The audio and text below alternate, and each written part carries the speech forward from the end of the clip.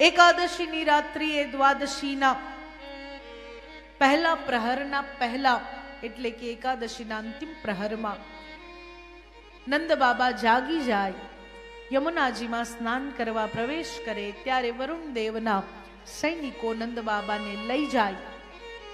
ભગવાન શ્રી કૃષ્ણ નંદ બાબાને છોડાવવા વરુણ લોકમાં જાય અને તે સમયે પ્રભુનો અભિષેક, પ્રભુનું સ્વાગત જે પ્રમાણે વરુણ દેવ કરે, આ જોઈને નંદ બાબા પણ વિસ્મય પામી જાય કે ખરેખર મારા કૃષ્ણ, મારું પુત્ર કેટલો પ્રભાવશાળી છે કે સ્વયં વરુણ દેવ પણ એની પૂજા કરે છે.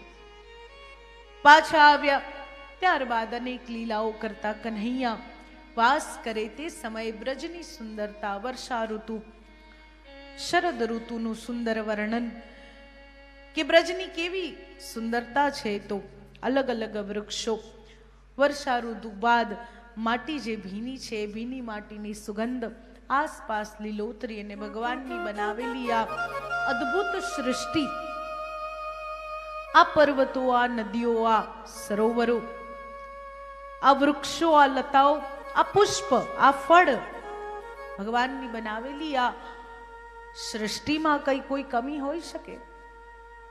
પ્રભુએ એટલું બધું મૂક્યું છે આપણા માટે કે માંસાહાર કરવાની કે બદેરા પાન કરવાની જરૂરત જ નથી. એટલું બધું મૂક્યું છે, પણ તે છતાંય ખબર નહીં કેવો શોખ ચડ્યો છે લોકોને. હવે તો એવું છે કે વિટામિન્સના બહાને, પ્રોટીનના બહાને, મિનરલ્સના બહાને હિંસા કરતા આપણે થઈ ગયા છે. ઘણા બધા લોકોને જોઈએ એટલે પાછા એક્સક્યુઝ આપે. તમે પ્રકૃતિને જે ખાઓ છો, તમે ઝાડ પાન, તો ઝાડ પાન સજીવ છે, એમાંથી તમે ખાઓ છો, તમે પણ હિંસા કરો છો. અરે ભાઈ, સંસારની વ્યવસ્થા છે. સંસારની વ્યવસ્થામાં મનુષ્ય વનસ્પતિને ખાય છે, ગાય વનસ્પતિ ખાય છે, બકરી વનસ્પતિ ખાય છે. જ્યારે જે જંગલી જાનવર છે એ શિકાર કરીને બીજા પ્રાણીને, બીજા પશુને ખાય છે. કૂતરા વગેરે પ્રાણીઓ માંસાહાર કરે છે, પરંતુ માણસ નહીં. ગાયમાં પણ એટલી સમજ છે, બકરીમાં પણ એટલી સમજ છે. એમના સામે માંસ મૂકીશું તો ખાશે, પણ માણસને ખાવું છે. એમાં સ્વાદ આવે છે, એમાં વિટામિન્સ મળે છે. અરે, આ પૃથ્વી લોક પર વનસ્પતિઓની કમી નથી, ઔષધિઓની કમી નથી, અનાજની કમી નથી, ફળ ફળાદીની કમી નથી.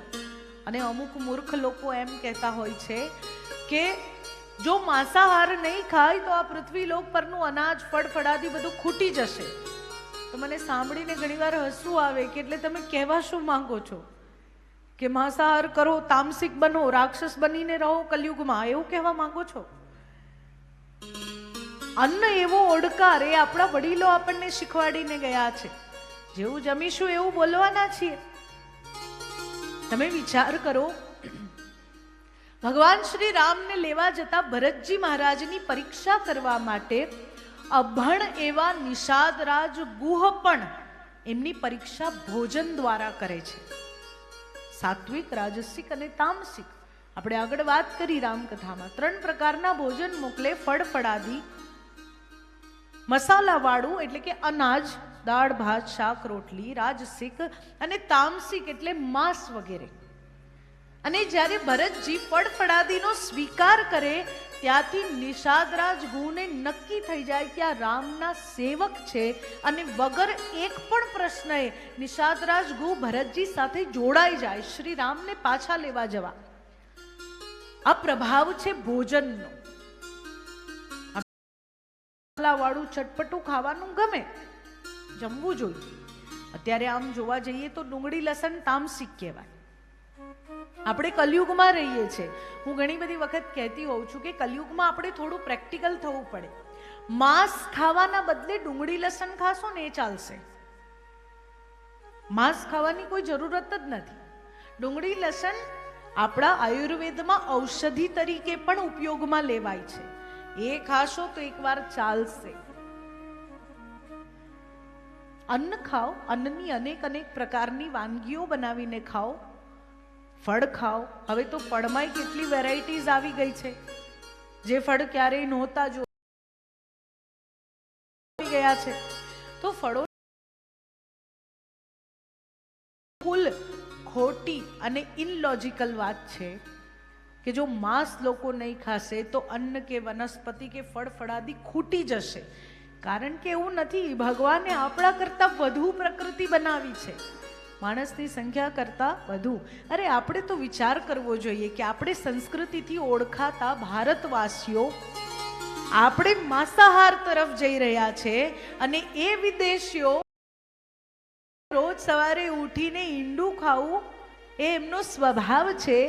એ વિદેશીઓ હવે માંસાહારને ઈંડા વગેરેને છોડીને આપણી સંસ્કૃતિ તરફ વળી રહ્યા છે, ફળ ફળાદીને અપનાવી રહ્યા છે, શાકભાજીને, સારા ભોજનને, વેજીટેરિયન કે વીગન બની રહ્યા છે અને આપણે નોન વેજીટેરિયન બની રહ્યા છે. કેમ? અમારી સ્કિન ગ્લો કરે એટલે પાણી પીવો,